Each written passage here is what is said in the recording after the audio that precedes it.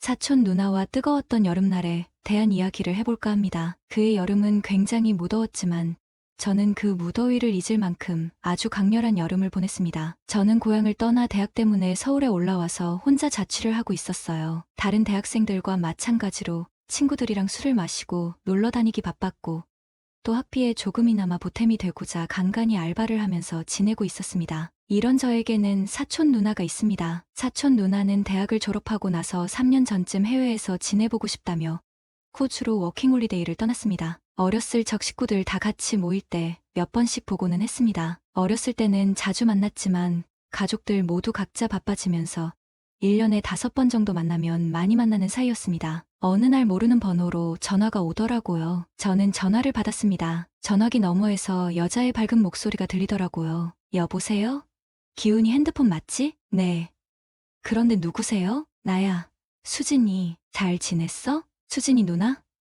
누나 한국이야? 전화 속 주인공은 호주로 떠났던 사촌 누나였습니다. 사촌 누나는 친한 친구의 결혼식 때문에 잠깐 한국에 들어왔다고 했습니다. 들어온 김에 부모님도 보러 갔다가 서울에서 결혼식 하는 거 보고 오랜만에 친구들도 만나고 하려는데 이모가 제가 자취한다고 알려줘서 일주일만 저희 집에서 신세 좀 줘도 되냐는 연락을 했던 거예요. 저는 흔쾌히 집이 좁긴 한데 누나가 불편하지 않으면 오라고 얘기했습니다. 누나는 전화 통화를 하고 난 뒤 3일 정도 뒤에 서울로 왔어요. 제가 서울역으로 누나를 마중 나가기로 했습니다. 그렇게 서울역에서 누나가 오기를 기다리고 있었어요. 핸드폰을 보면서 서 있었는데 누나가 제 옆으로 오더니 헤드락을 걸더라고요. 깜짝 놀라 쳐다보니 뭔가 많이 변한 듯한 사촌 누나였습니다. 야 기훈아, 진짜 오랜만이다. 이게 얼마만이야?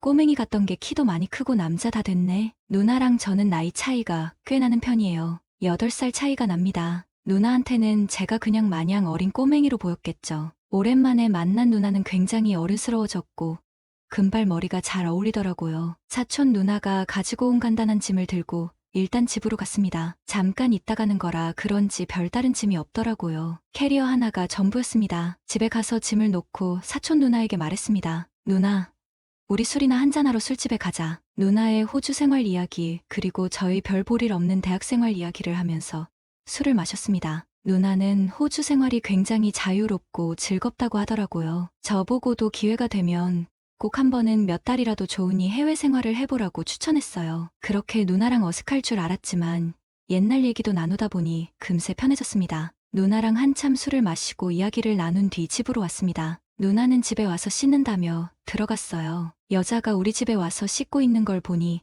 아무리 사촌 누나라고 해도 뭔가 기분이 묘하더라고요. 저는 바닥에 누워서 TV를 보고 있었고 누나는 씻고 나왔습니다. 날씨가 더워서 짧은 반바지를 입고 나왔는데 굉장히 섹시했어요. 눈을 어디다 둬야 할지 모르겠더군요. 누나는 해외에서 오래 살아서 그런지 굉장히 개방적이고 자유로워 보였습니다. 킨십 부분에 있어서도 아무렇지 않게 터치를 하더군요. 누나는 피곤하다면서 침대 위로 올라갔고 잠이 들었습니다. 그리고 저는 다음 날 학교를 갔고 누나는 집에 있다가 오랜만에 홍대 쪽을 둘러보고 온다면서 나간다고 하더라고요. 수업이 끝나고 팀 과제가 있어서 친구들이랑 과제를 하고 저녁쯤 집에 들어갔습니다. 역시 누나는 나시의 짧은 반바지 차림이었어요. 처음엔 눈을 어디다 둬야 할지 난처했지만 슬슬 적응이 되고 힐끔힐끔 훔쳐보는 스릴이 있더라고요. 누나가 나갔다 오면서 장을 봐왔다며 저녁도 차려줬습니다. 집에서 제대로 된 집밥을 먹어본 게 언제인지 정말 맛있었어요. 혼자 오래 나가 살아서 그런지 요리 솜씨도 꽤 좋더라고요. 맥주 한잔하면서 맛있게 저녁을 먹었고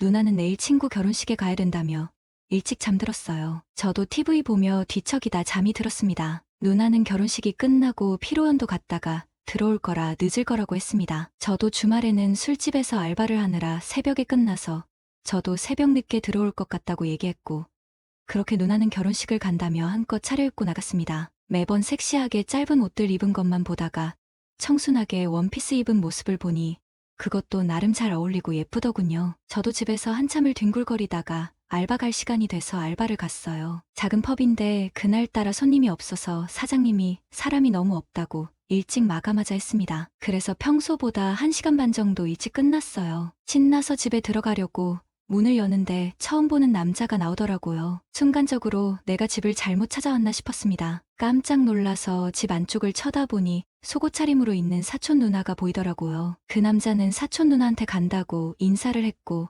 저를 보고 피식 웃더니 나갔습니다. 사촌 누나는 당황한 기색이 전혀 없이 늦는다더니 생각보다 빨리 왔네 이러더라고요. 당황해서 일단 얼른 옷이나 좀 입으라고 했습니다. 아, 미안. 누나는 웃더니 옷을 주섬주섬 입더라고요. 아니, 아까 그 남자는 뭐야? 물어보니까 친구들이랑 따로 나와서 술 먹다가 만난 남자야. 누나는 별 대수롭지 않다는 듯이 얘기했습니다. 아니, 근처에 갈 데가 많은데 왜 집에 데리고 왔어? 집이 제일 편하잖아. 집이 있는데 왜 굳이 다른 데 가서 자냐고?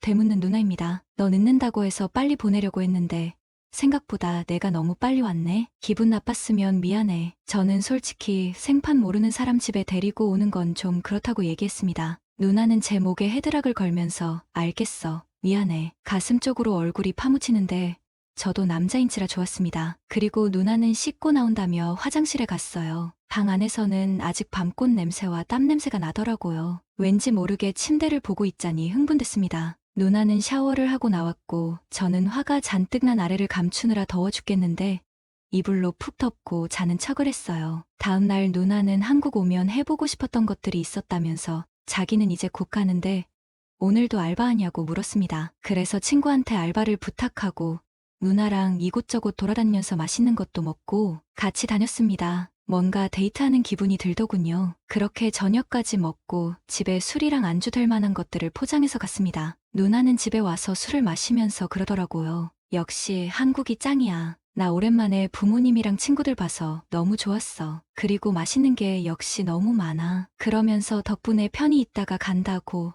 너무 아쉽다 하면서 나 그냥 한국 들어올까? 하더라고요. 그래서 한국 와서 사람들 만나서 신났는데 다시 가려니 힘들겠지. 언제든 자주 들어와서 편히 지내다 가라고 했습니다. 그렇게 저희는 술을 마시면서 얘기를 많이 나눴고 서로 연애했던 얘기도 했습니다. 누나는 이 남자랑은 어땠고 저 남자랑은 이게 안 맞았고 외국인도 만나봤는데 역시 다르더라 하면서 웃더라고요. 얘기를 들으면서 저는 조금 민망하긴 했지만 누나는 정말 아무렇지 않은 듯 보였습니다. 저는 괜스레 헛기침을 하면서 얘기를 듣고 맥주를 벌컥벌컥 마셨습니다. 그러다가 누나가 제 허벅지 쪽을 쓰다듬으면서 기훈아, 너 나랑 하고 싶지? 너무 놀라서 누나, 너무 취한 것 같아. 이제 그만 마시자고 했습니다. 나 내일 가는데 마지막 기회야. 우리 기훈이 어른 다 된 줄 알았는데 아직 개기네. 너 저번에 나 씻고 있었을 때 아래 화나 있던 거 내가 다 봤는데 순간 당황하고 민망해서 아무 말이 안 나왔어요. 저는 그냥 맥주만 들이켰습니다. 기훈아,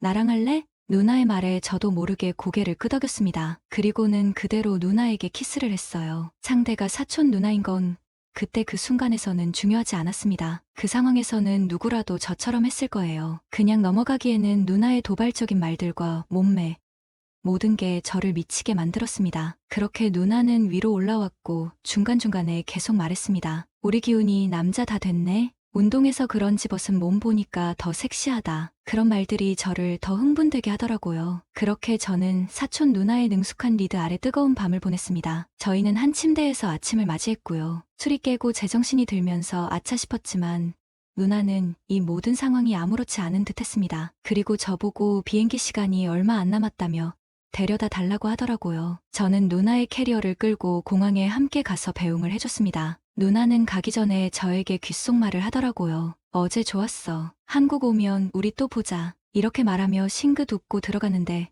가슴이 미친 듯이 뛰었습니다. 그렇게 누나는 떠났고 집에 돌아와 누나의 흔적들을 보니 꿈이 아닌 현실이었구나 싶었어요. 굉장히 자유분방하고 대범한 누나의 모습에 해외에서 살다 보면 저런 마인드가 생기는 건가 싶었죠. 앞으로 얼굴을 어떻게 보지 고민했는데 누나는 정말 아무렇지 않았어요. 혼자 고민한 제가 바보가 된 기분이었습니다. 그리고 무엇보다 한국 오면 또 보자라는 그 말에 계속 설레는 제 모습도 너무 바보 같았죠. 누나가 떠나고 초반에는 연락을 주고받았지만 지금은 연락을 안 한 지 한참 되었네요. 누나에게 한국 들어온다는 연락을 빨리 받고 싶은 저도 참 답 없는 놈인 것 같습니다.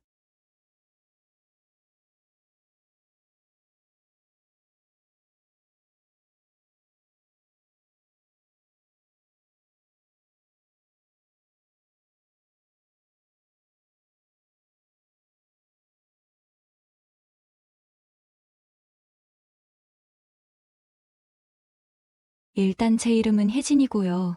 쉰 조금 넘은 평범한 가정주부입니다. 사건이 벌어진 날은 평소와 다를 것 없는 금요일 저녁이었어요. 남편은 벌써 5년 전에 좋은 곳으로 떠났고 아들은 직업군인으로 철원에 있어서 집에는 늘 저 혼자예요. 사실 혼자 사는 게 익숙해진 지는 꽤 됐지만 가끔씩은 너무 조용해서 심심할 때도 많아요. 그날도 딱히 특별한 계획은 없었어요. 저녁밥으로 냉장고에 있던 김치찌개를 데워 먹고 설거지를 대충 끝낸 뒤 소파에 앉아 넷플릭스를 켰죠. 요즘 빠져있는 드라마가 있는데 일본 드라마 고독한 미식가예요. 혼자 밥 먹으면서 그 드라마를 보면 이상하게 덜 외로운 기분이 들더라고요. 드라마를 보다가 문득 맥주가 생각났어요. 냉장고를 열어보니 딱 2캔 남아있더라고요. 아, 내일 마트 가야겠다 하고는 맥주 한 캔을 꺼내서 따고 드라마랑 같이 홀짝거리며 마셨죠. 맥주는 시원했고 드라마 속 주인공이 맛있게 먹는 음식들을 보니 저도 괜히 더 기분이 좋아졌어요. 첫 캔을 금방 비우고 나니 뭔가 아쉬운 기분이 들어서 2번째 캔도 바로 땄어요. 사실 요즘 들어 잠이 잘 안 와서 밤마다 뒤척이는 일이 많았거든요. 근데 맥주를 한두 캔 마시면 몸이 살짝 나른해지면서 잠이 잘 오더라고요. 그래서 저만의 수면제처럼 자주 이용하고 있었죠. 2번째 캔도 반쯤 마셨을 때쯤 드라마는 끝났고 저는 슬슬 눈꺼풀이 무거워지기 시작했어요. 아, 이제 좀 자야겠다 싶어서 맥주캔을 싱크대에 두고 불을 끄고 안방으로 들어갔어요. 방 안은 적당히 어두웠고 침대에 누우니 이불이 포근하게 몸을 감싸주는 느낌이 참 좋더라고요. 눈을 감고 누워있으니 맥주 덕분인지 몸이 나른해지고 머릿속이 편안해지면서 금방 잠이 올 것 같았어요. 오늘도 별일 없이 지나간 하루구나 하고 생각하며 천천히 숨을 고르는데 그때까지는 정말 평화로웠어요. 한참 자고 있는데 갑자기 현관문 열리는 소리가 들리는 거예요. 뭐야? 아들이 휴가 나왔다가 술 한잔하고 지금 들어오나 보네. 저는 처음엔 그냥 그렇게 생각했어요. 아들이 가끔 갑작스럽게 휴가를 나오기도 해서 별로 놀라지도 않았죠. 그래서 다시 눈을 감고 잠을 청하려고 했어요. 그런데 이상하게 뭔가 느낌이 묘하더라고요. 평소에 아들이 집에 들어올 때는 특유의 패턴이 있었거든요. 술이라도 한 잔 걸치고 오면 현관문을 열 때부터 약간 어수선한 소리가 나요. 신발을 벗다가 툭 떨어뜨리거나 문을 세게 닫거나 발소리가 어기적거리면서 쿵쿵 울리는 시기죠. 그런데 이날은 이상하게도 너무 조용했어요. 발소리가 마치 누군가 일부러 들키지 않으려고 조심조심 걷는 것처럼 들리는 거예요. 신발 벗는 소리도 거의 안 들리고 문 닫는 소리도 아주 살짝만 났어요. 평소 같으면 엄마, 나왔어 하고 큰 소리로 외칠 텐데 이날은 그런 인사도 없었고요. 뭐야? 왜 이렇게 조심스러워? 혹시 무슨 사고라도 치고 온 건가? 순간 머릿속에 별의별 생각이 다 들더라고요. 혹시 술 먹고 무슨 문제를 일으켜서 조용히 들어오는 건가 싶기도 했고 아니면 친구 집에서 놀다가 늦게 들어온 걸 제가 혼날까봐 그러는 건가 싶기도 했어요. 아니, 근데 그렇다고 해도 이렇게까지 조용할 필요가 있나? 그때부터는 괜히 심장이 두근거리기 시작했어요. 평소와는 다른 그 묘한 기운이 자꾸 신경 쓰이더라고요. 침대에 누워 눈을 감고 있었지만 귀는 현관 쪽 소리에 온통 집중되어 있었어요. 발소리가 천천히 거실 쪽으로 이동하는 것 같았는데 여전히 너무 조용했어요. 마치 누군가 고양이처럼 발끝으로만 살금살금 걷는 것 같달까요. 그 순간 머릿속에 스쳐 지나가는 생각이 하나 있었어요. 아니, 근데 정말 아들이 맞는 걸까? 이런 생각이 스치면서 순간적으로 긴장감이 확 올라왔어요. 심장이 두근두근 뛰고 숨소리마저 조심스럽게 내게 되더라고요. 그런데 그때 문이 아주 살짝 열리는 소리가 들렸어요. 저는 본능적으로 몸을 이불 속에 더 깊이 숨겼어요. 그리고 눈을 반쯤 뜨고 슬쩍 문 쪽을 봤죠.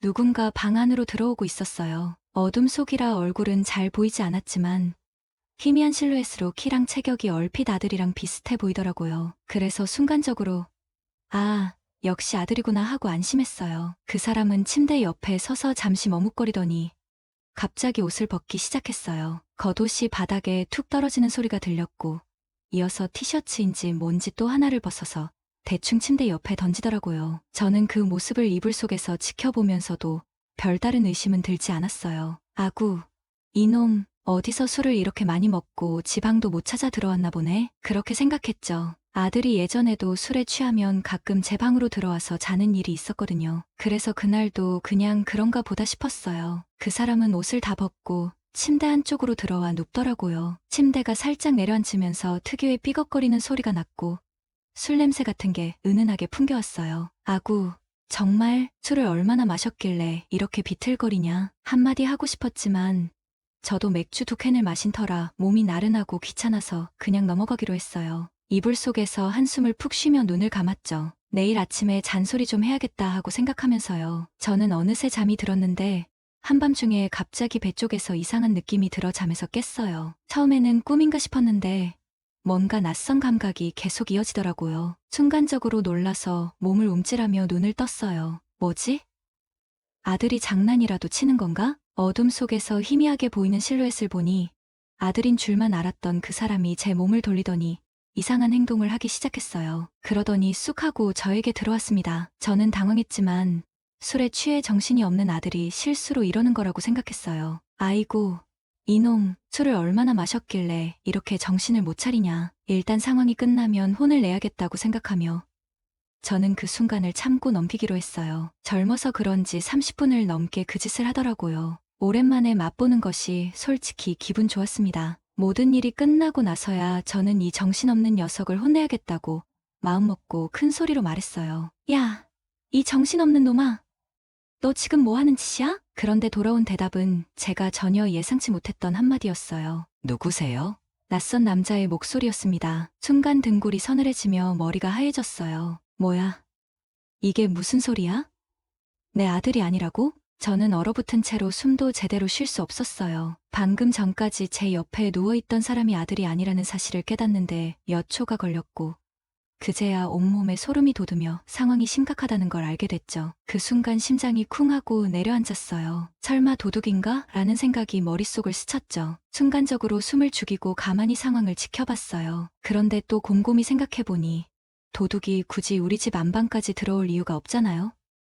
게다가 아무런 소란도 없이 이렇게 조용히 행동하는 것도 이상했어요. 그래서 용기를 내서 이불을 살짝 들추고 조심스럽게 물었어요. 아들 맞지? 하지만 대답이 없었어요. 심장이 미친 듯이 뛰기 시작했죠. 이건 뭔가 잘못됐다는 직감이 강하게 들었어요. 다시 한번, 이번에는 조금 더 큰 소리로 물었어요.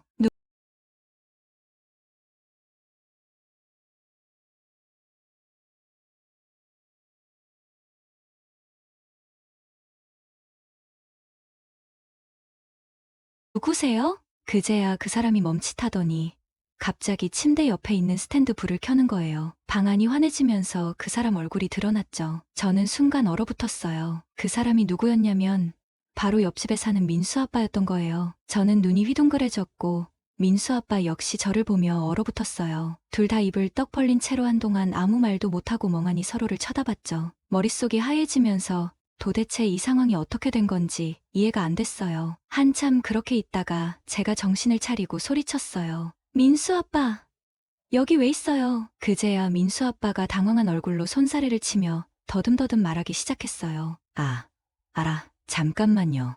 진정하세요. 이거 오해예요. 정말이에요. 오해라니. 무슨 오해? 저는 너무 놀라서 침대에서 벌떡 일어나며 소리쳤어요. 아니, 오해고 뭐고, 지금 뭐 하는 거예요? 여기가 어디라고 들어와요? 민수 아빠의 얼굴은 새빨개져 있었고, 그는 머리를 긁적이며 어쩔 줄 몰라 했어요. 아니, 그러니까 저도 잘 모르겠어요. 술을 좀 마시고 집에 들어왔는데, 뭔가 좀 이상하더라고요. 그러다 보니까, 저는 황당해서 말을 잇지 못했어요. 아니, 그래서 왜 우리 집에 들어왔냐고요? 민수 아빠 집은 옆집이잖아요. 민수 아빠는 머리를 감싸쥐며 한숨을 내쉬더니 얼굴에 난처한 표정을 가득 담고 말했어요. 아, 그러니까 제가 술을 좀 많이 마셨거든요. 그래서 문을 잘못 열고 들어온 것 같아요. 정말 죄송합니다. 너무 죄송해요. 저는 그 말을 듣고 더 어이가 없었어요. 아니, 문을 잘못 열고 들어왔다고요? 우리 집이 민수 아빠 집이랑 비슷하게 생겼어요. 그는 고개를 푹 숙이며 한없이 미안한 표정을 지었어요. 아니요, 근데 술에 취해서 그런지 그냥 문이 열리길래 제 집인 줄 알았어요. 진짜 죄송합니다. 정말이에요. 저는 한숨을 쉬며 머리를 감쌌어요. 상황은 이해가 안 되지만 일단은 민수 아빠가 술에 취해 실수로 우리 집에 들어왔다는 게 그나마 말이 되는 설명이었죠. 그렇게 민수 아빠는 자신의 실수를 몇 번이고 사과했지만 이상하게도 집으로 돌아갈 생각을 하지 않았어요. 저는 당황스러운 마음에 이제 집에 가셔야죠. 옷 입으세요. 라고 몇 번이나 말했지만 그는 여전히 머뭇거리며 자리를 뜨지 않았어요. 그러다 갑자기 민수 아빠가 술 기운이 다시 올라온 것처럼 비틀거리며 저를 바라보더니 믿기 힘든 말을 꺼냈어요. 여보, 나 물 한 잔만 줘. 저는 순간 귀를 의심했어요. 여보라니? 설마 한 번 했다고. 이 사람이 지금 제정신이 아닌 게 분명하다고 생각했죠. 하지만 술에 취한 사람과 싸워봤자 소용없을 것 같아서 일단 물을 가져다 주기로 했어요. 부엌으로 가서 물을 따라오면서도 속으로는 이 사람 정말 왜 이러는 거야? 빨리 집에 가야 할 텐데라는 생각뿐이었죠. 물을 따라 방으로 돌아오니 민수 아빠는 침대에 앉아 멍하니 천장을 바라보고 있었어요. 저는 물을 건네며 조심스럽게 말했어요. 여기요.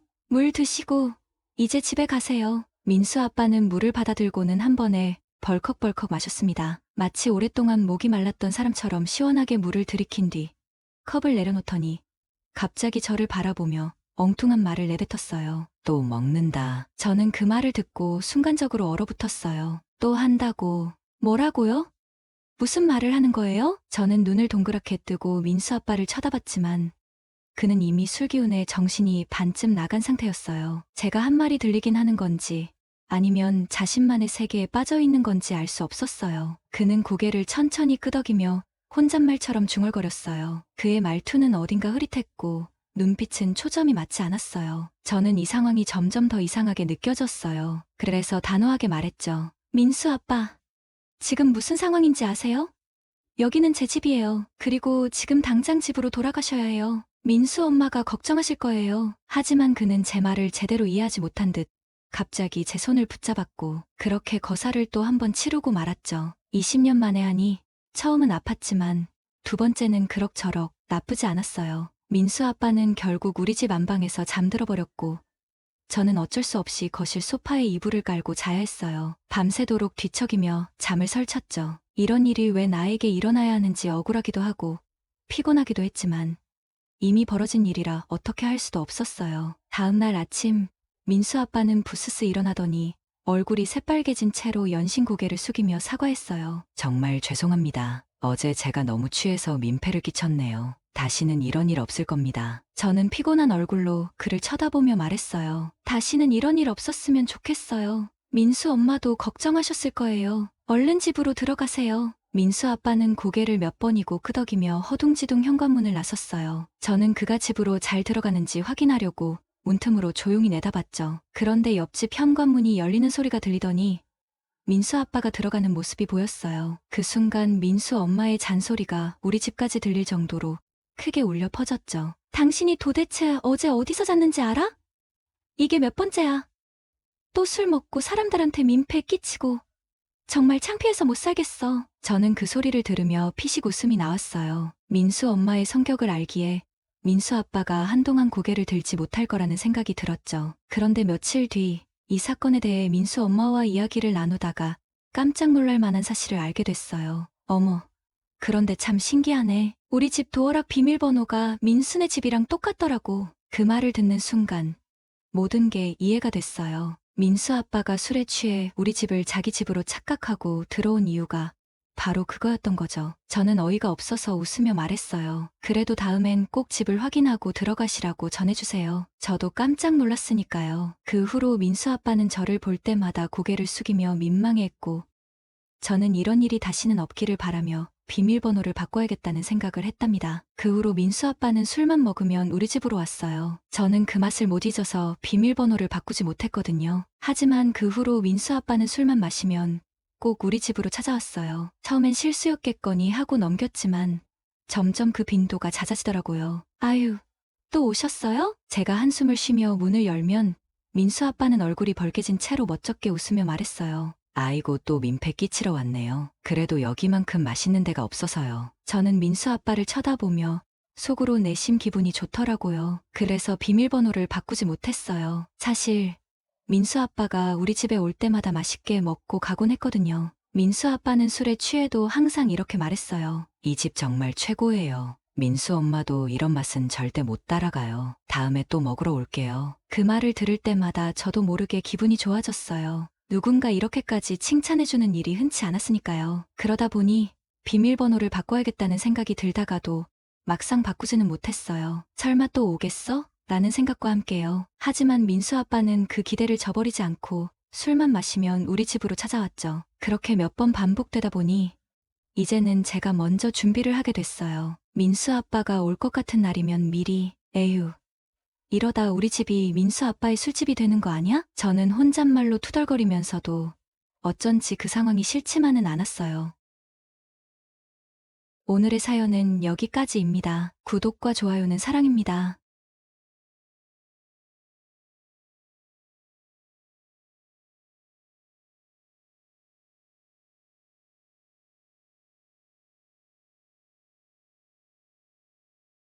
곧 명태 앞둔 50살 먹은 흔하디흔한 아재입니다. 에휴, 인생 뭐 있습니까?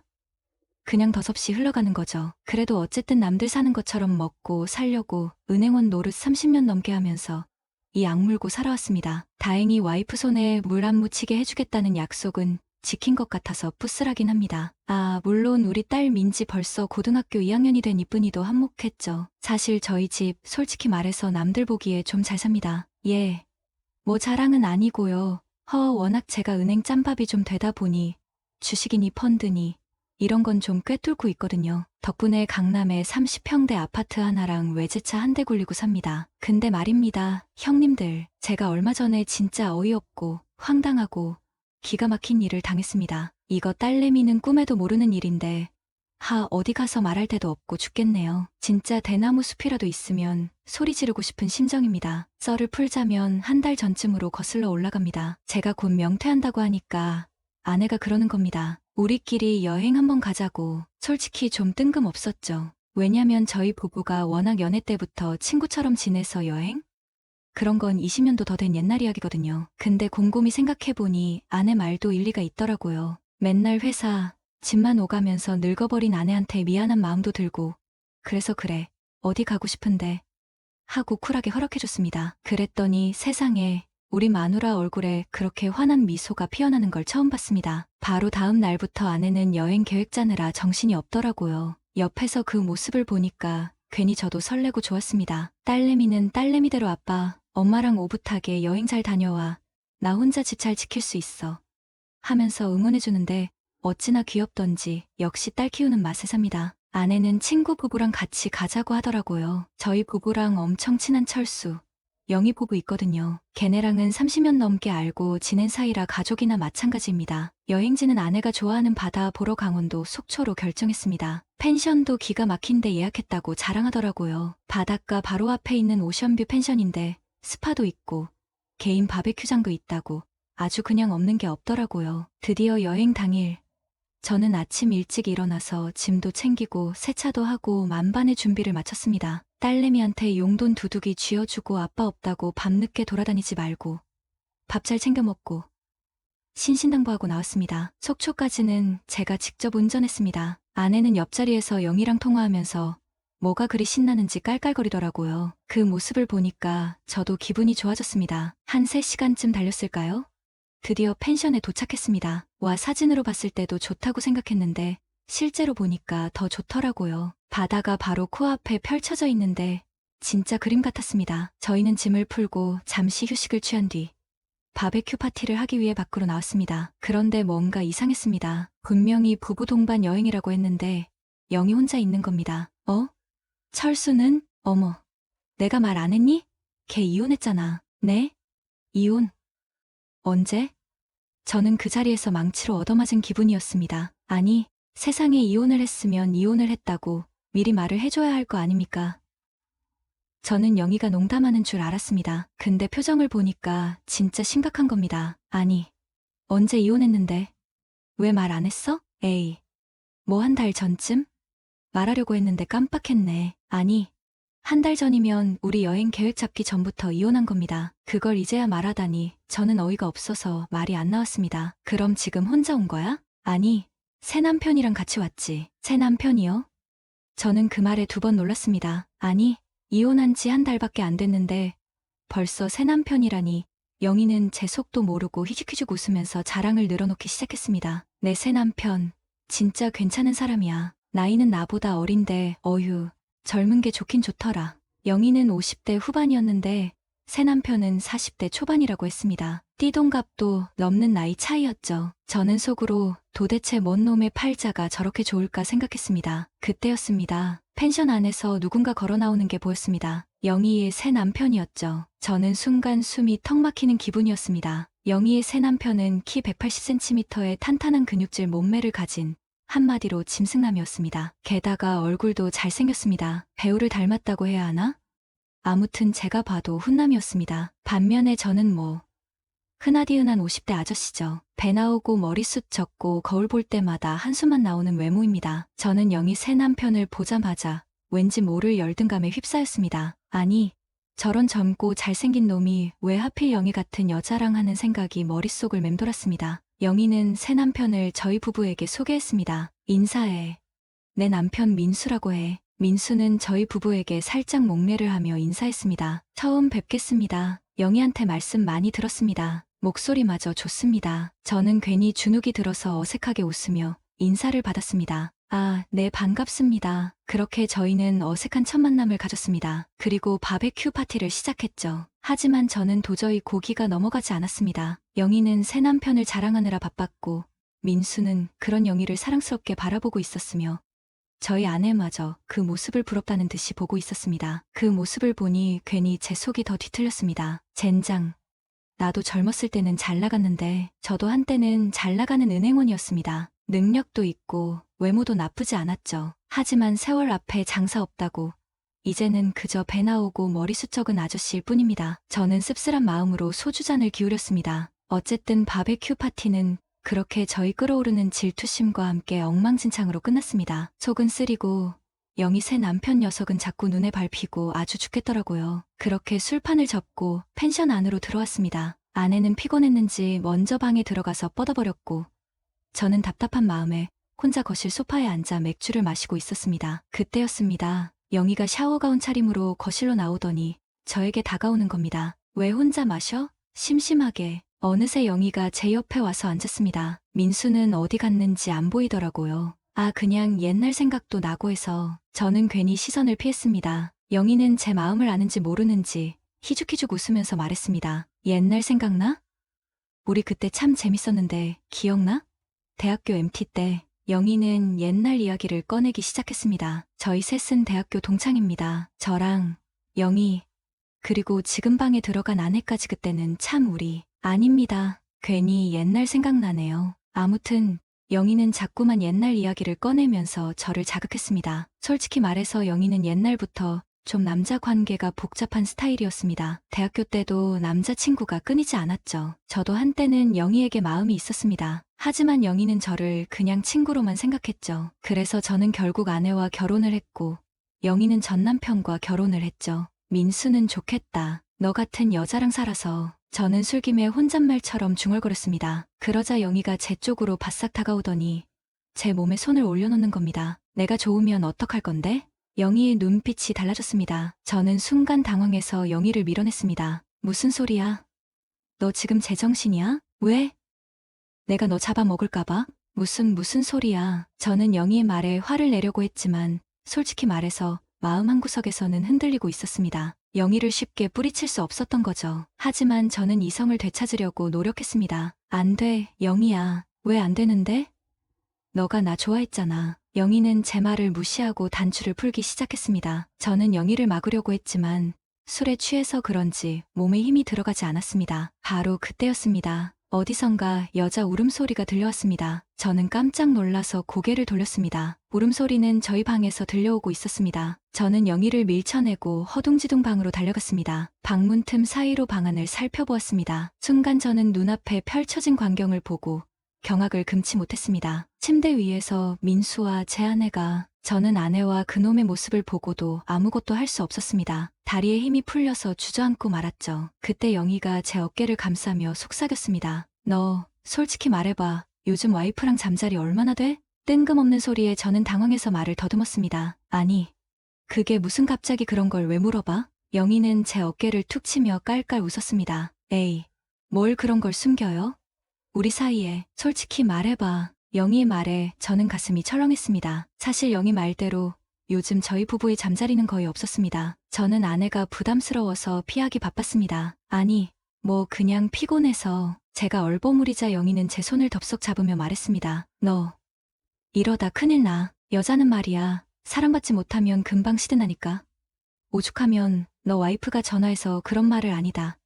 내가 다 안쓰러워 죽겠어. 영희의 손길에 저는 묘한 감정에 휩싸였습니다. 솔직히 말해서 영희의 새 남편 민수를 보면서 열등감과 함께 알 수 없는 질투심을 느꼈던 것도 사실입니다. 너 와이프도 이렇게라도 한번 풀어줘야지. 안 그럼 너도 우리 철수처럼 이혼당해. 영희는 의미심장한 말과 함께 제 손을 이끌고 거실 소파로 돌아갔습니다. 네 와이프만 하면 억울하지 않냐? 그래서 이 누님이 특별히 해주는 거야. 응? 영희는 제 귀에 속삭이며 지퍼에 손을 가져갔습니다. 저는 그 순간만큼은 아무 생각도 할 수 없었습니다. 그리고 저희도 선을 넘고 말았습니다. 제가 사람인지 짐승인지 모르겠습니다. 아니, 짐승만도 못한 놈이겠죠. 둘째 날 아침이 밝았습니다. 저는 온몸에 힘이 하나도 없었습니다. 밤새 영희와 당연한 결과였죠. 하지만 영희는 달랐습니다. 영희는 마치 에너지가 넘치는 젊은 짐승처럼 저를 깨웠습니다. 자기야, 일어나봐. 아침부터 운동해야지. 영희는 그렇게 말하며 다시 저는 영희의 페이스에 맞춰줄 수가 없었습니다. 영희야, 나 좀 쉬어야겠어. 에이, 뭐야? 벌써 시시하게. 영희는 투정을 부렸습니다. 그때였습니다. 방문이 벌컥 열리더니 아내와 민수가 거실로 나왔습니다. 아침부터 뭐 하는 거야? 아내는 아무렇지 않은 표정으로 말했습니다. 민수는 미소를 지으며 저를 쳐다봤습니다. 형님, 아직 쌩쌩하시네요. 저는 어제 형수님 때문에 녹초가 됐는데 민수는 그렇게 말하며 아내의 옆에 더욱 가까이 했고 아내는 거부하지 않았습니다. 오히려 더욱 가까이 하는 모습이었습니다. 저는 그 모습을 보면서 알 수 없는 분노와 수치심을 느꼈습니다. 하지만 동시에 흥분되는 감정도 있었습니다. 좋아, 그럼 우리 오늘 끝장을 보자. 저는 자리에서 벌떡 일어났습니다. 영희도 제 눈빛을 보더니 웃었습니다. 좋아, 자기, 오늘 나만 믿어. 그렇게 저희는 다시 한번 광란의 밤을 보냈습니다. 아니, 광란의 낮과 밤을 보냈습니다. 저는 제 자신을 내려놓았습니다. 인간으로서의 존엄성, 남편으로서의 책임감 모든 것을 잊었습니다. 2박 3일 동안 저희는 짐승과도 같았습니다. 아니, 짐승만도 못한 존재였습니다. 그리고 여행이 끝났습니다. 저희는 다시 일상으로 돌아왔습니다. 아니, 돌아온 척 연기를 했습니다. 저는 여전히 아내와 한 집에서 살고 있고 영희는 민수와 부부 행세를 하고 있습니다. 하지만 저희는 예전과 같을 수 없습니다. 저희는 자주 만납니다. 아니, 정기적으로 만난다는 표현이 더 정확할지도 모르겠습니다. 일주일에 한 번, 때로는 2번 저희는 아무 일도 없었다는 듯 함께 식사를 하고 차를 마시고 영화를 봅니다. 그리고 밤이 되면 저희는 다시 짐승이 됩니다. 모든 것을 잊고 인간의 탈을 쓴 짐승이 됩니다. 오늘의 사연은 여기까지입니다. 구독과 좋아요는 사랑입니다.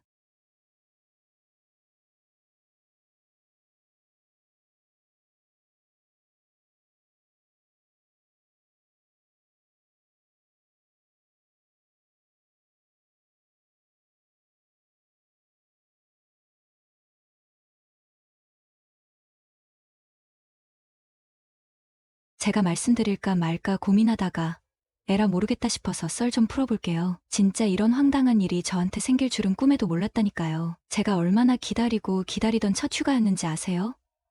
군대에서 짬치 생활하는 동안 이 날만 손꼽아 기다렸다니까요. 그래서 휴가증 받자마자 바로 집으로 튀어갔죠. 집에 도착하니까 우리 어머니께서 어찌나 반갑게 맞아주시던지 아이고, 우리 아들 군대 가서 얼마나 고생했어 하면서 꼭 안아주시는데 어머니의 그 푸근한 가슴이 제 가슴팍에 딱 닿는 순간 기분이 묘하더라고요. 오늘 저녁 뭐 먹고 싶니? 요즘은 군대도 잘 나온다니까 걱정 마. 나 좀 민수네 갔다 올게. 어머니, 민수네는 지금 없는데요? 어디 갔어요?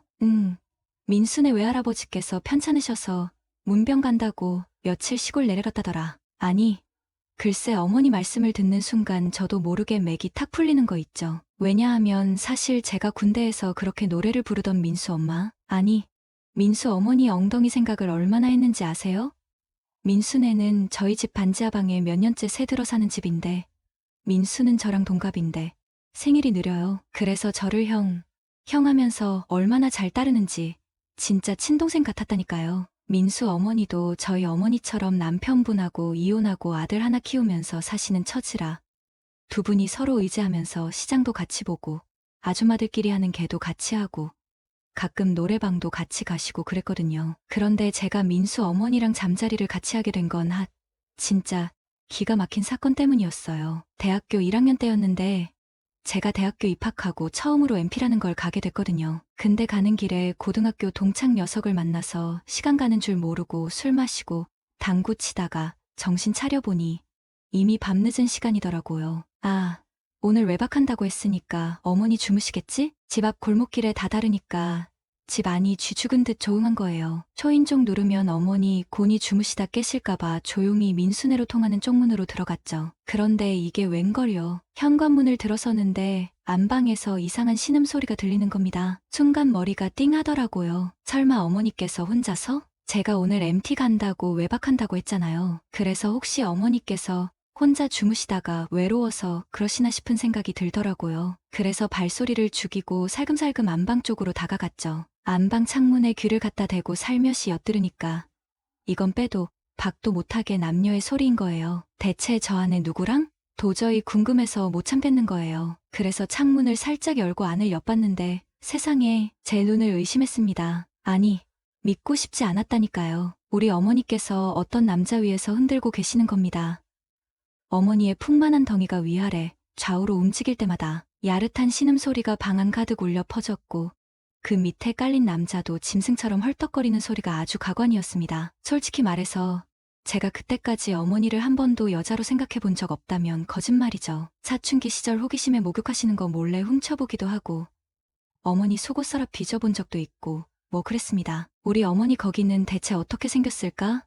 하는 궁금증도 솔직히 없었다고는 말 못하겠네요. 근데 뭐 그 정도야 건강한 남자라면 누구나 사춘기 때 한 번쯤 겪는 일 아닙니까? 그런데 눈앞에서 펼쳐지는 광경은 차원이 달랐습니다. 순식간에 제 바지는 터질 듯이 부풀어 올랐고 소중이 끝에서는 뜨겁고 끈적끈적한 액체가 스멀스멀 흘러나오기 시작했습니다. 얼마나 시간이 흘렀을까요? 갑자기 밑에 깔린 남자가 다리를 쭉 뻗는 겁니다. 딱 봐도 끝난 거였죠. 어머니는 침대 옆에 놓인 휴지를 집어들고 아무렇지 않다는 듯이 닦았습니다. 저는 황급히 창문에서 나와 컴컴한 마당에 숨어서 몸을 잔뜩 웅크렸습니다. 잠시 후 안방에서 나온 남자가 현관문을 열고 나오더니 계단을 내려가는 게 보였습니다. 그런데 이럴 수가.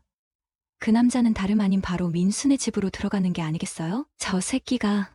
마당에서 보니 반지하 창문으로 민수 방에 불이 켜져 있었고 민수 녀석은 이마에 송골송골 맺힌 땀을 닦으며 책상에 앉아 담배를 피우고 있었습니다. 이 자식이 감히. 솔직히 말해서 그때 제 머릿속에는 온통 배신감과 분노로 가득 차올랐습니다. 당장이라도 민수 녀석을 찾아가서 죽도록 패주고 싶은 심정이었죠. 그런데 이상하게도 분노와 함께 또 다른 감정이 스멀스멀 피어오르기 시작했습니다. 그래 좋다 이 썩을 놈아. 내가 우리 어머니를 건드렸으니 나도 내 어머니를. 그래요. 저는 그때 결심했습니다. 반드시 민수 어머니를 끌어들여서 복수를 하겠다고 말이죠. 제 계획은 생각보다 쉽지 않았습니다. 민수 어머니는 시장에서 옷가게를 하셨는데 밤늦게까지 일하고 들어오시는 경우가 많았습니다. 게다가 집에 항상 어머니나 민수 녀석 둘 중 하나는 꼭 있었기 때문에 좀처럼 둘만 있는 시간을 만들기가 어려웠죠. 물론 제가 학교에 가거나 할 때는 어머니와 민수 녀석 둘이서 오붓한 시간을 보냈겠죠. 그 자식과 그렇게 시간은 흘러 어느덧 6월이 되었습니다. 그 사건이 있었던 게 4월이었으니까 벌써 2달이나 지난 거였죠. 학기 말고사 기간이라 학교 도서관에서 밤샘 공부를 하는 날이 많아졌습니다. 도서관은 새벽 일찍 가야 자리를 잡을 수 있었기 때문에 차라리 집에서 공부하는 게 낫겠다 싶어서 그날은 집에 남았습니다. 인철아, 어머니 이모네 좀 갔다 올게. 저녁은 냉장고에 있는 거 데워 먹어. 네. 다녀오세요. 어머니께서 이모네 집에 가시고 저 혼자 거실에서 공부를 하고 있는데 갑자기 전화벨이 울렸습니다. 여보세요? 저 거기 민수네 맞나요? 소화기 너머로 낯선 아주머니 목소리가 들렸습니다. 그 당시만 해도 집에 전화가 있는 집이 흔치 않았기 때문에 민수네는 저희 집 전화번호를 주변 사람들에게 알려주고 급한 연락을 받곤 했습니다. 아, 네, 잠시만요. 저는 민수 어머니를 부르기 위해 반지하로 내려갔습니다. 아주머니, 전화 왔어요. 똑똑똑. 방문을 두드리자 안에서 인기척이 없었습니다. 아직 자고 있는 모양이었죠. 아주머니? 똑똑똑. 다시 한번 노크를 하자. 이번에는 방문이 스르륵 열리면서 민수 어머니가 모습을 드러냈습니다. 민수 어머니는 아직 잠이 덜 깬 듯 몽롱한 표정으로 저를 바라보았습니다. 전화 왔어요. 그런데 순간 저는 제 눈을 의심했습니다. 민수 어머니가 옷을 제대로 갖춰 입지 않고 있었던 겁니다. 헐렁한 민소매 티셔츠 아래로 풍만한 골이 그대로 드러나 있었고 헝클어진 머리카락 사이로 뽀얀 목덜미가 훤히 보였습니다. 저 옷차림은. 민수 어머니는 제 시선을 눈치채지 못한 채 비틀비틀 거실로 걸어 나갔습니다. 저는 멍하니 민수 어머니의 뒷모습을 바라보았습니다. 지금이 기회다. 저는 본능적으로 지금이 아니면 기회가 없다는 것을 직감했습니다. 민수 어머니는 거실 한 구석에 놓인 낡은 전화기를 귀에 대고 웅얼웅얼 대답을 하기 시작했습니다. 아직 잠이 덜 깬 듯 멍한 목소리였습니다. 저는 민수 어머니의 뒤에 바싹 다가가 숨을 죽이고 그 모습을 지켜보았습니다. 민소매 티셔츠 아래로 드러난 매끈한 등과 잘록한 허리, 그리고 봉긋하게 솟아오른 덩이까지. 그동안 제가 몰래 상상해왔던 모습이 눈앞에 생생하게 펼쳐지자 저도 모르게 아랫도리가 묵직하게 반응하기 시작했습니다. 민수 어머니는 전화통화를 하면서도 연신 하품을 해댔습니다. 그러다가 갑자기 손으로 입을 가리더니 죄송합니다. 네네 하고 황급히 전화를 끊는 것이었습니다. 아마도 통화 상대방에게 잠결에 실례되는 말을 했던 모양이었습니다. 민수 어머니는 한 손으로 헝클어진 머리카락을 정리하며 방으로 돌아가려고 했습니다. 바로 그때였습니다.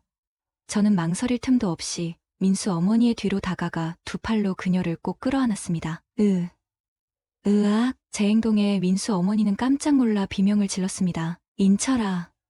너 지금 뭐 하는 거야? 아줌마, 저 아줌마 너무 좋아요. 저는 민수 어머니의 목덜미에 얼굴을 묻고 그녀의 향긋한 머리카락 냄새를 깊게 들이마셨습니다. 안 돼, 인철아. 이러면 안 돼. 민수 어머니는 저를 밀어내려고 했지만 제 힘을 이기지 못했습니다. 인철아.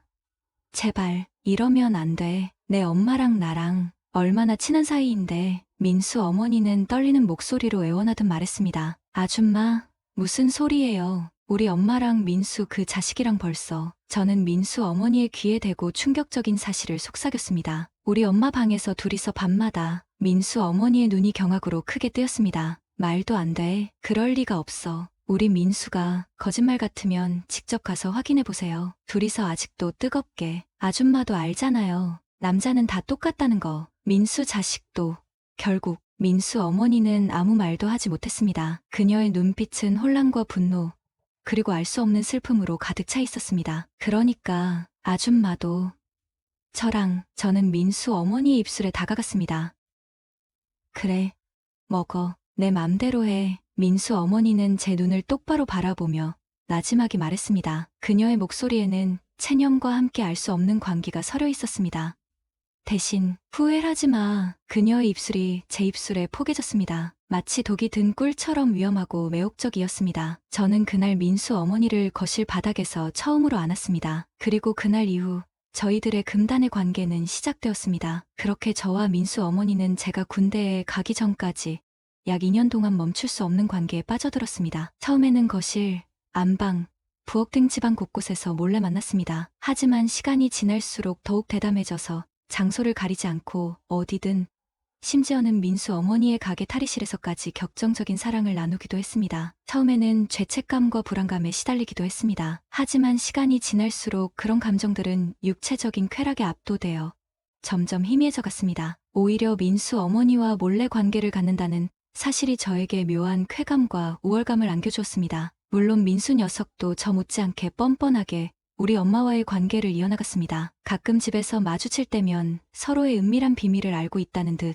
의미심장한 눈빛을 주고받곤 했습니다. 마치 서로의 치부를 손에 쥐고 있는 공범과도 같았습니다. 그렇게 우리는 남들이 알면 경악할 만한 비밀을 공유하며 아슬아슬한 동거를 이어갔습니다. 마치 시한폭탄처럼 언제 터질지 모르는 불안감 속에서도 쾌락의 늪에서 헤어나오지 못했습니다. 그러던 어느 날 제게 피할 수 없는 현실이 다가왔습니다. 바로 군대 영장이 날아온 것입니다. 인철아, 어떡해. 너마저 가면.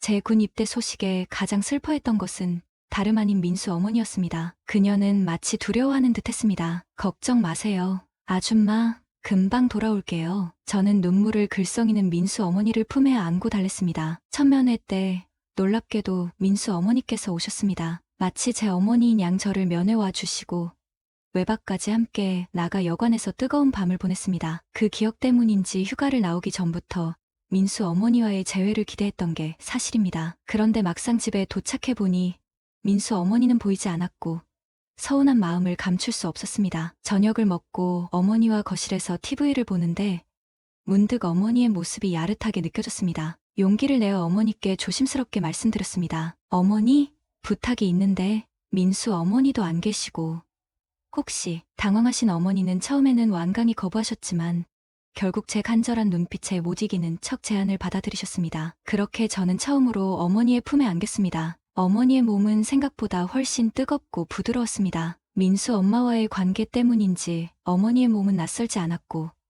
오히려 편안함마저 느껴졌습니다. 하지만 우리가 관계하는 그 순간 현관문이 열리는 소리가 들렸습니다. 깜짝 놀라 돌아보니 민수와 민수 어머니가 서 있었습니다. 저는 당황했지만 곧 두 사람 역시 아무렇지 않게 저희에게 합류했습니다. 알고 보니 제가 군대에 간 사이 민수 엄마가 너무 외로워서 우리 엄마와 민수하는데 끼어들었던 것입니다. 내가 없는 동안 세 사람은 3인조로 지렸다는 거죠. 그리고 민수와 약속했죠. 계속 우리 같이 살면서 이 다음에 결혼해서는 와이프끼리도 같이 데리고 살자고.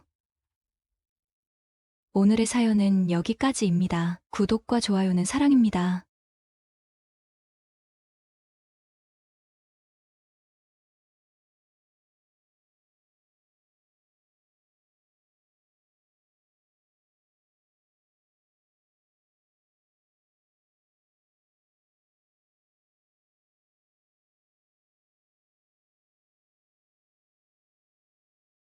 어느 날 오랜만에 군대에 간 친구의 엄마에게서 전화가 왔어요. 창식이?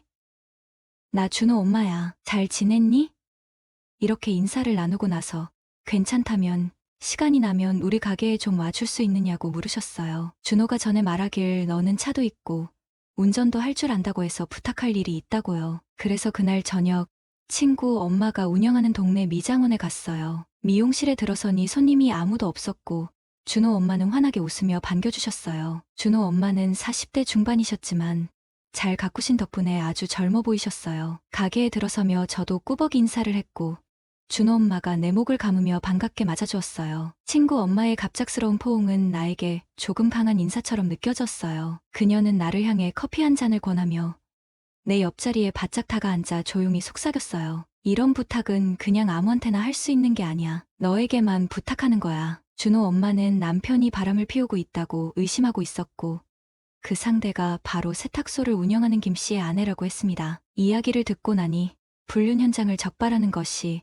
마치 미행과 급습을 결합한 드라마 같은 일이 될 것 같아 흥미가 생겼지요. 게다가 준호 엄마는 이 일에 대해 돈도 주겠다고 하니 마다할 이유는 없었습니다. 김 씨 부인이 외출할 때면 준호 엄마가 나에게 연락을 하기로 했습니다. 나는 차를 몰고 가서 준호 엄마를 태우고 함께 따라가며 사진을 찍기로 했지요. 첫 번째 전화가 왔을 때 김 씨 부인이 집을 나서고 있다는 소식이었습니다. 나는 빠르게 차를 몰고 가서 준호 엄마를 태우러 갔어요. 저녁 시간이라 사람들이 많았는데 김 씨 부인이 인도를 따라 걷다가 골목길로 사라져서 우리는 그녀를 따라잡지 못했습니다. 그 사건 이후 자동차로 사람을 미행하는 것이 얼마나 어려운지를 깨달았어요. 그래서 준호 엄마는 준호 아빠의 차를 알려주었고 그 차가 움직일 때 우리가 따라가기로 했어요. 며칠 후 준호 아빠의 차가 나간다는 연락을 받았어요. 30분 정도 따라가 보니 오늘은 다른 일로 나선 것 같았습니다. 그래서 준호 엄마는 차를 돌려 집으로 가자고 했죠. 돌아오는 길에 기분 전환도 할 겸 고기를 먹으러 가자고 제안해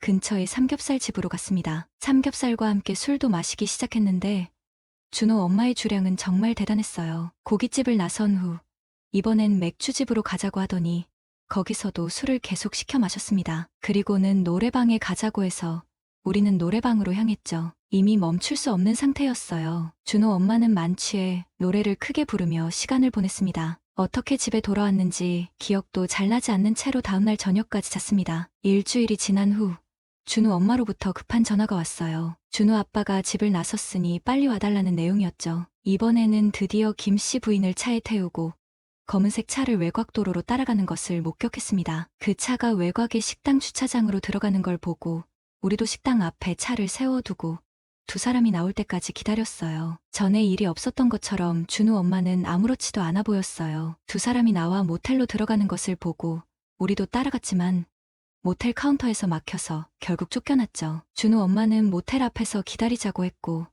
우리는 차 안에서 무작정 기다렸습니다. 준우 엄마에게 뭐라고 할 수 없었어요. 이상하게도 준우 엄마에게 제압당한 기분이 들었죠. 결국 새벽 1시가 되었을 때 준우 엄마가 참다 못해 말했습니다. 도저히 더는 기다릴 수 없겠어. 들어가자. 준우 엄마와 저는 방으로 들어갔습니다. 준우 엄마는 도저히 화가 나서 못 살겠다며 옷을 후를 벗으시고는 샤워를 했어요. 남편은 즐기는데 나는 이게 무슨 짓이니 하며 푸념을 늘어놓으면서 샤워를 하더군요. 모텔 구조상 샤워하는 실루엣이 유리를 통해 다 보였고 저도 모르게 소중이에 힘이 들어가더군요.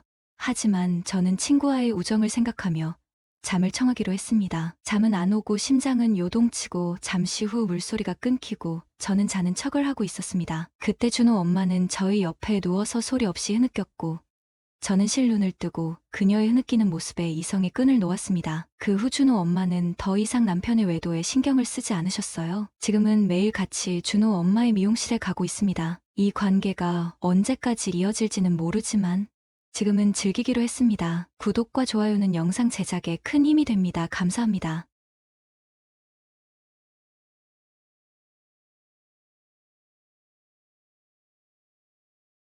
저는 25살. 평범한 대학생 김현철입니다. 적어도 2달 전까지는 그랬죠. 사랑하는 부모님과 3살 터울의 누나.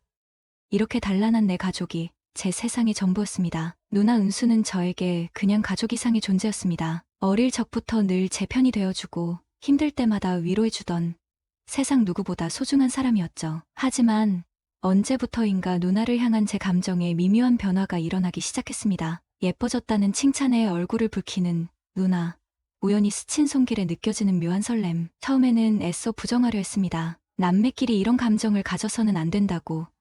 그저 착각일 뿐이라고 스스로를 다그쳤습니다. 하지만 운명은 제 바람과는 다르게 흘러갔습니다. 진짜 생각할수록 아찔하고 부끄러워서 어디 가서 말도 못하고 속이 터져 죽겠는데 말해야 좀 살 것 같아서요. 우리 집이 좀 그래요. 엄마, 아빠는 주말만 되면 꼭 나가셔야 직성이 풀리시는 분들이라 저랑 누나랑 둘이서 뒹굴거리는 게 일상이거든요. 근데 우리 누나가 진짜 이쁘긴 정말 이뻐요. 솔직히 제 친구 놈들은 다 우리 누나 몰래 침 흘리고 그래요. 저도 가끔씩 제가 내 누나가 아니라 여친이었으면 하는 생각 안 해본 거 아니에요. 남자가 뭔들 안 그렇겠어요? 어쨌든 지난 주말에도 엄마 아빠는 아침부터 콧노래 흥얼거리면서 나가시고 저는 여자친구 만나서 데이트한다고 나갔죠.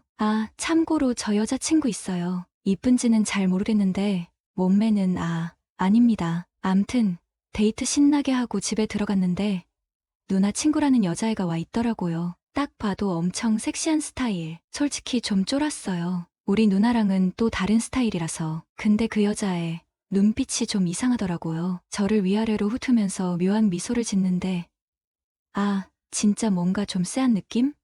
그러더니 누나한테 뭐라고 쑥덕쑥덕 하는데 누나 얼굴이 점점 빨개지는 거예요. 저는 솔직히 좀 궁금했죠. 뭔 얘기를 저렇게 수상하게 하는 건지. 근데 제가 끼어들 분위기는 아니었어요. 그래서 그냥 제 할 일 하려고 했죠. 맞다.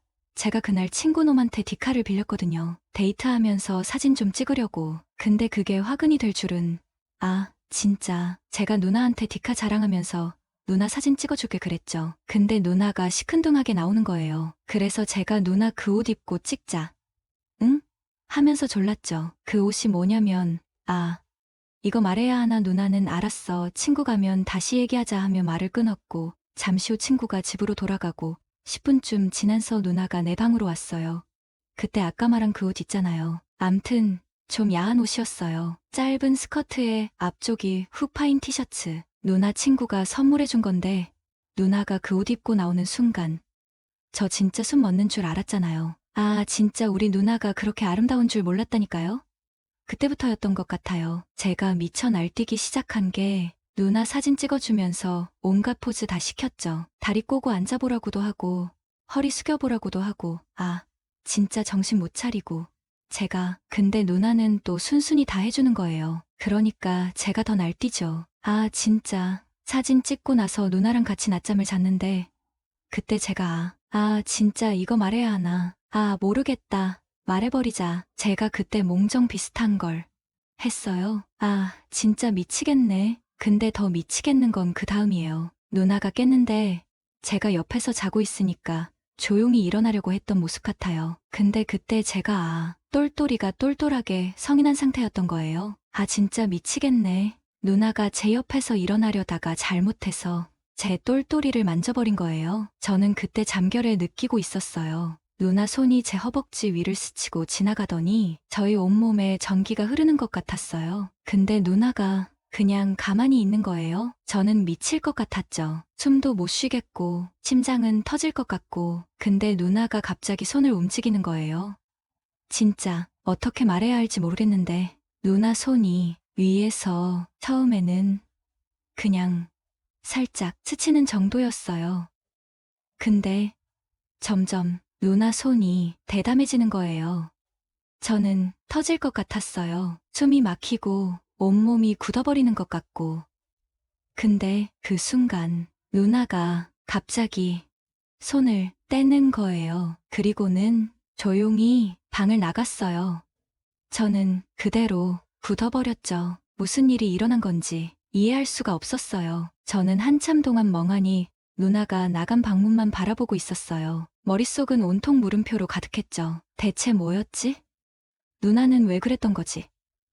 나한테 화났나? 아니면 설마 별의별 생각이 다 들었지만 답은 찾을 수 없었어요. 그렇게 한참을 혼란스러워하다가 용기를 내서 누나 방문을 두드렸어요. 똑똑, 누나. 나야. 대답이 없었어요. 다시 한번 노크하려는데 누나가 방문을 열었어요. 얼굴은 붉게 달아올라 있었고 눈은 살짝 젖어 있었어요. 왜? 그게 누나, 저는 무슨 말을 해야 할지 몰라서 우물쭈물했어요. 그런 저를 보며 누나가 한숨을 쉬었어요. 들어와. 누나 방에 들어가자 묘한 분위기가 감돌았어요. 아까 전에 일 때문인지 서로 어색하고 민망해서 어쩔 줄 몰랐죠. 누나는 침대에 앉아서 고개를 숙이고 있었고 저는 그런 누나를 바라보며 머뭇거리고 있었어요. 그때였어요. 누나가 고개를 들더니 저를 똑바로 바라보며 말했어요. 연철아. 응. 나, 너 좋아해. 순간, 저는 제 귀를 의심했어요. 뭐라고? 누나가 나를 좋아한다고? 무슨, 겨우 입을 땐 제 목소리는 바짝 말라 있었어요. 누나는 눈을 감고 다시 한번 말했어요. 좋아해. 연철아, 언제부터였는지는 모르겠는데, 너를 좋아하게 됐어. 누나의 고백에 저는 머릿속이 하얘졌어요. 누나를 여자로 생각해 본 적이 없었던 건 아니지만, 이렇게 직접적으로 고백을 들으니 당황스러울 수밖에 없었죠. 하지만 우리는 겨우 정신을 차리고 말을 꺼냈지만 무슨 말을 해야 할지 몰라 말끝을 흐렸어요. 누나는 슬픈 미소를 지으며 말했어요. 알아. 우리는 남매잖아. 안 되는 거라는 거 나도 알아. 하지만 나도 어쩔 수 없어. 내가 자꾸 눈에 들어오고 신경 쓰이고 좋아하게 되는 걸. 누나의 눈에서 눈물이 흘러내렸어요. 저는 그런 누나를 보며 가슴이 아팠어요. 동시에 혼란스러웠죠. 어떻게 해야 하지? 우리는 남매인데 머릿속이 복잡하게 엉켰어요. 옳고 그름을 판단하기도 전에 저는 본능적으로 누나에게 다가갔어요. 그리고는 망설임 없이 누나를 품에 안았어요. 울지 마. 누나, 제 품에 안겨오는 누나를 달래주는 것 외에는 제가 할 수 있는 게 없었어요. 누나의 떨리는 숨결이 제 가슴에 닿았어요. 누나를 안고 있자 이상하게도 마음이 편안해지는 걸 느꼈어요. 마치 원래 있어야 할 자리를 찾은 것처럼. 연철아. 누나는 제 이름을 나지막이 불렀어요. 저는 대답 대신 누나를 더욱 꽉 끌어안았어요. 우리는 얼마나 그렇게 안고 있었을까요? 누나가 조심스럽게 입을 열었어요. 안 되는 거 알지? 저는 대답하지 못했어요. 누나 말대로 안 되는 거라는 걸 알고 있었으니까요. 우리는 남매였고 세상의 시선은 차가웠죠. 미안해. 누나는 다시 한번 사과했어요. 제가 아닌 현실에 대한 사과였죠. 저는 그런 누나가 안쓰러웠어요. 누나 잘못 아니야. 저는 누나의 머리를 쓰다듬으며 말했어요. 내가 잘못했어. 누나는 제 품에 얼굴을 묻고 작게 흐느꼈어요. 저는 그런 누나를 달래주는 것 외에는 아무것도 할 수 없었어요. 그렇게 한참 시간이 흐르고 누나가 조금 진정했을 때쯤 저는 조심스럽게 입을 열었어요. 누나. 응, 저는 무슨 말을 해야 할지 몰라 망설였어요. 하지만 지금 이 순간만큼은 솔직해지고 싶었어요. 나도 나도 누나 좋아해. 숨을 크게 들이쉬고 마침내 제 마음을 고백했어요. 누나는 놀란 듯 눈을 크게 떴어요. 연철아, 알아. 안 되는 거라는 거. 저는 누나의 눈을 똑바로 바라보며 말했어요. 우리가 남매라는 거. 세상 사람들이 뭐라고 할지 다 알아. 하지만 나도 어쩔 수 없어. 누나를 좋아하는 내 마음을 부정할 수가 없어. 제 고백에 누나는 아무 말도 하지 못했어요. 그저 멍하니 저를 바라볼 뿐이었죠. 저는 그런 누나의 손을 잡으며 말했어요. 어떻게 될지 모르겠지만 적어도 지금 이 순간만큼은 우리 마음에 솔직해지자. 누나의 손은 차가웠지만 제 손을 놓지는 않았어요. 저는 그런 누나의 손을 잡고 천천히 입을 맞췄어요. 차가웠던 누나의 손에 따스한 온기가 돌기 시작했어요. 처음 느껴보는 감정에 저희는 서로에게 더욱 깊이 빠져들었죠. 오랜 시간이 흐른 뒤에야 저희는 숨을 고를 수 있었어요. 누나의 눈은 여전히 촉촉하게 젖어 있었지만 이젠 슬픔이 아닌 다른 감정으로 가득 차 있었죠. 연철아. 누나는 제 이름을 나지막이 부르며 제 품에 안겼어요. 저는 그런 누나를 꼭 껴안으며 속삭였어요. 괜찮아. 누나, 다 괜찮아. 하지만 적어도 지금 이 순간만큼은 모든 걸 잊고 서로에게 기대기로 했어요. 사랑해. 연철아. 누나의 고백에 저는 아무 말도 할 수 없었어요. 그저 누나를 더욱 꽉 끌어안을 뿐이었죠. 저희 앞날에 무엇이 기다리고 있을지는 아무도 몰랐어요. 하지만 적어도 지금 이 순간만큼은 세상 누구보다 행복했어요. 서로의 온기를 나누며 저희는 다가올 미래를 향해 조심스럽게 발걸음을 내딛었어요. 오늘의 사연은 여기까지입니다. 구독과 좋아요는 사랑입니다.